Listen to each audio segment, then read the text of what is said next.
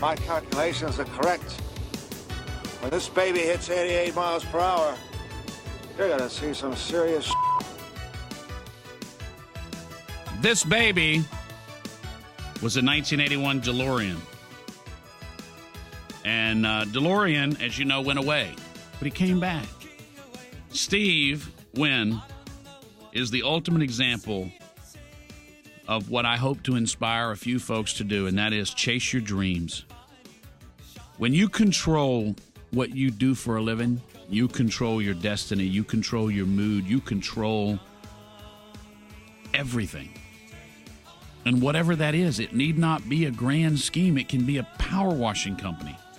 Find something you like to do, find your own thing, and you don't have a boss, you don't have something hanging over you. You set your own hours, you'll work more hours. You'll stress more, but the reward is so much better. All right, so Steve. Yes. Take us back. 1982, the company, December of 82, the company goes into receivership. You're fixing DeLoreans out in California. You've come here from England. You love cars. That's clearly your passion. What was it about the DeLorean that made it so special then? Go ahead. Well, obviously the stainless steel body, the gull-wing doors. It was even then it was such a great design, such a great-looking, futuristic car. John DeLorean started with a clean sheet, and he put the best team together to design and develop the car. And for 1981, that's what he achieved. Why had no one done the stainless steel before? I think because it was just the engineering barriers of what you had to overcome. Because it was, now it's much more commonly used in more manufacturing applications. But then it was considered to be difficult to work with, expensive. It was breaking the mold, which is what John DeLorean was all about. And he wanted to create this ethically safe environmental car. And obviously, at the time, the cars were rusting out like crazy everywhere, and being stainless steel, it was the idea that it would last forever. Why did no one at that price point? I mean, you had the more expensive Mercedes with the gull wings. Why did no one before, or really since, it's almost not been done that they put in the gull wings? Why? Because I'll tell you, when a couple of guys walk up on a car, I had a neighbor that had a $200,000 Mercedes that had gull wings. And it was just something about, and it probably goes back to that movie and that car, but when those gull wings pop up, man, that's something special. Oh, yeah, there's nothing like it, and it's just, it's a great way to get in and out the car, but the design of that is quite involved. It's not an easy engineering thing to achieve. It's the way they're hinged and the way they're latched and the way the mechanism is. It's a difficult process to make it and make it that it works right. But we're talking about a little bitty company in DeLorean compared to this massive GM and massive Ford. And how was he able to achieve these things that those big companies, was it that he was willing to try new things, or they were into pure production? Yeah.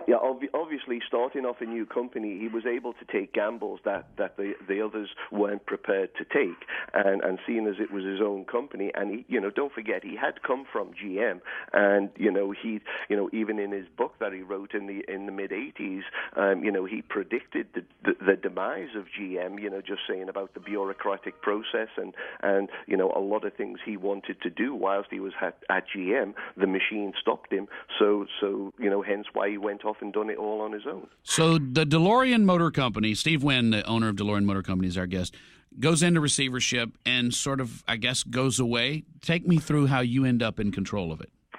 Well, the DeLorean Motor Company, the original company, it went into receivership, and then a company called Consolidated International took an option where they thought they were going to go back into production, and then they did their analysis and realized that it wasn't going to happen.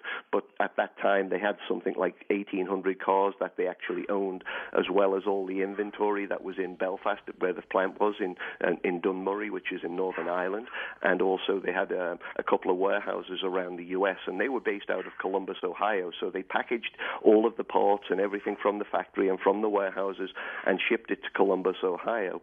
Along the way, they decided that they didn't want to be in the parts business, so they sold the parts business off to an investment group, which I eventually bought it from them after they'd ran it for 7 or 8 years and then decided that they didn't like the return on their investment. Okay, and that's purely a parts supplier for DeLorean-only products? Correct, yes. Okay. Yes. I mean, if you want to give the amount, that's fine. If you don't, I won't pry because I'm a privacy person. But yeah. How does a guy who's a mechanic, with all due respect, how does a guy who's a mechanic with a small shop afford to buy out that business? Well, I put together a business plan and approached every friend and relative that I could possibly get to listen to me, and eventually some good friends liked the idea of it and went in with the investment and assisted me to make the purchase. So you buy the parts business of the DeLorean Motor Company? Correct. And when we buy the parts of the business, we get all of the drawings and technical specification also, the rights to reproduce and the rights to distribute. Then along the way, we also, because we were in the DeLorean business and operating in the DeLorean business, we were able to obtain all of the intellectual property, as in the logos and the other pieces of the puzzle that makes my company whole now. In the fact that, obviously intellectual property for any company is very important, and having the trademarks is very important going forward. So what is the first thing you do to get the word out? This is pre-internet, that if you need DeLorean parts, here's where you come. Well, actually, all this, the purchase and everything came about in 1997, which is when I purchased it all, and that was the right at the start of the internet era. And I'd realized early on that the internet for niche marketeers was going to be very important. So I invested heavily in the internet, in putting up a web store and promoting my business through the internet, knowing that my customer base was very tech savvy and very into that type of, that's what the brand is all about. That's the image of the brand, is entrepreneurial, tech savvy type of person that thinks out the box. So the internet was phenomenal for me, in the fact that we ended up being, I think we still are, the only car company that has our whole parts catalog available on the internet 24/7 for anybody to go and order and buy parts. So, again, because we're a niche marketeer and now we have customers all over the world, they're able to go and do their parts shopping 24/7 on their timetable, not mine. And then they don't have to translate that Scouse accent into English. There you go. That's true. So how many DeLoreans that are still functioning, or still operable out on the road, do you think there are? Well, total production was right around 9,000 vehicles, and we believe that there's somewhere between 5,000 and 6,000 left on the roads of the world today. It's very difficult to track them because a lot of cars are just put in barns and mothballed, right. And when they're off the radar... Hold on. Steve Wynne, owner of DeLorean Motor Company. On this day in 1985, Back to the Future came out. What were you wearing, thinking, singing? Okay, Steve. So you get control of the company in 97. Yes. And it's doing revenues of what? Then we were doing probably maybe $1 million a year. And today? Over 2, getting close to 3 now. Really?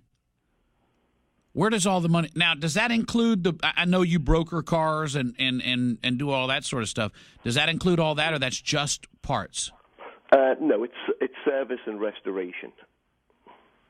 Okay. How much of... Okay, so you're actually taking cars in and repairing them on site? Yeah, we'll restore them and refurbish them and then sell them, or we'll restore them for customers also. Huh. I know every customer is different, the ages are different, but the typical person that walks in, to the extent you can say, how old is he? It's a man, I'm assuming. Male, female, our demographics, are very broad. But I would say what we're seeing these days is probably Mid-20s and up is what we're seeing. Tech-savvy, somewhat individualistic, which is exactly the same demographics as what the original DeLorean owners were in 1981. It seems to carry through today.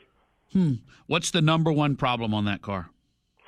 Storage-related problems. People don't drive them enough. It's a modern sports car, and it's not meant to be parked. So contamination from fuel systems because they leave the cars sitting too long, and then again storage related. Those seems to be the biggest problems. The people that drive them the most have the least problems with them. It's the people that park them up that have the most expense. And they were all gasoline powered, no diesels? No, all gasoline. It's a V6, a 2.8 V6 Renault engine. Originally, stock engine had 136 horsepower, and we do a performance kit that takes it up to 195, which weighing in at 2,800 pounds, makes it, with nearly 200 horsepower, makes it a nice car. Okay, so you're taking them from the factory and putting some aftermarket. I mean, that obviously the performance package. What else do you do to those that have one that they want to kind of make it a little better? What we're seeing today is we do a suspension package. The suspension was great in 1981, but obviously suspension technology has improved, so we've improved that along the years too. So we have a suspension kit that we do, just basically revises the springs and the shocks. We're doing a lot of in-car entertainment now. People are obviously, the car originally came with AM/FM cassette and 4 speakers. I don't think you can get cassettes anymore, can you? So we're doing a lot of upgrades where people are putting in, modern stereo systems and navigation and Bluetooth and stuff like that, which makes sense for today's driving. But by and by, people are trying to keep them as stock as possible, because the original, even still today, when you see a DeLorean on the road, one, it's instantly recognizable. Sure. But it's a gorgeous design. It just does not go out of style, does it? Do you? I love the old English tactic of ending a sentence with a question to affirm it. It's hard to disagree with the English for that very reason. So you sell these things. What is a typical in good shape, not the best restored, but what would that be? 30 years? I mean, 100,000 miles? What's typical for one that's 30 years old now?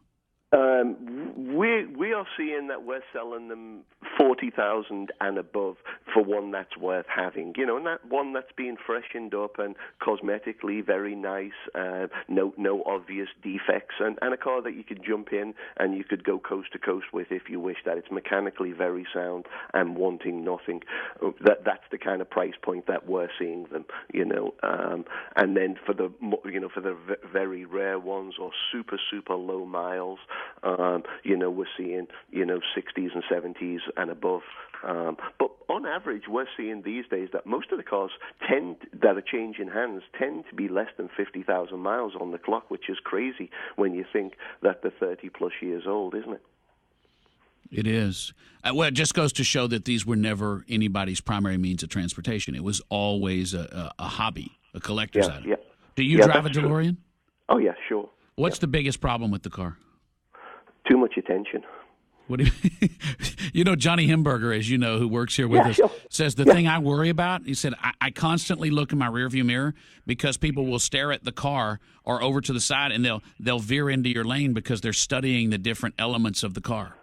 Yeah, it's scary, man. These days with people with cell phones, with cameras, everybody wants to take a picture, and they come up beside you, and it seems like every time they press the click button, they press the steering wheel, and they drive into you as they're doing it. So, it's like a dodgem car these days where you have to dodge people all the time.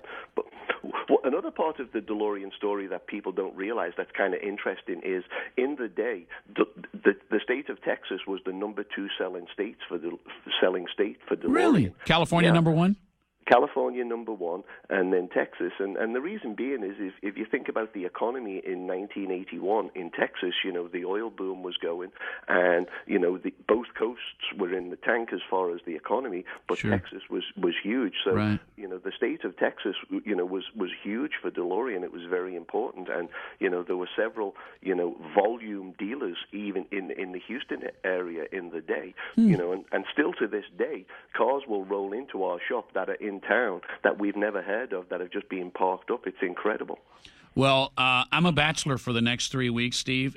When you get back, I'm going to reach out to you. I would love to come out and take a tour of your facility, if you wouldn't mind. Oh, yeah, absolutely. More than welcome. Please do. I think that would be most awesome. Well, I'll hook up with you off air. Thanks for being with us. Steve Wynne, owner of DeLorean Motor Company. It's 1985. Let's go back, shall we?